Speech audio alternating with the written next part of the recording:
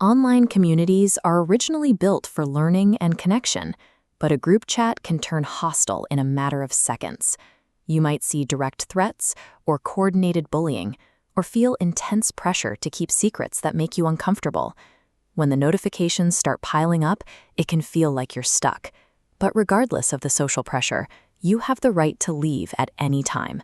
To do that safely, we use a 5-step crisis response workflow: pause, document, exit, secure, and escalate.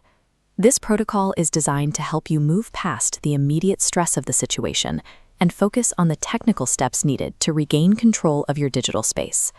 Step 1 is pause. Physically remove your hands from the keyboard and stop all engagement with the group. Arguing or trying to confront the group often makes the situation worse and can lead to a cycle of escalation that makes leaving more difficult. Step 2 is document.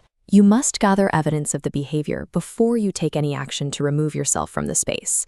This is necessary because once you leave a server or group chat, the platform may delete the localized message history, making it impossible to prove what happened later. To create a valid report, your screenshot needs 3 things: the specific message, the sender's full username, and the exact date and time.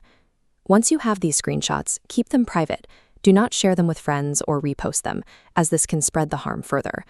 The goal of documentation is to create a factual record for adults or authorities to review, ensuring you are protected by a clear history of the events. Step 3 is exit. Go to the group settings and select the option to leave the chat. If the platform doesn't allow you to leave immediately, use the mute function to stop all incoming notifications. Step 4 is secure. Individually block any accounts that were responsible for the threats or the pressure.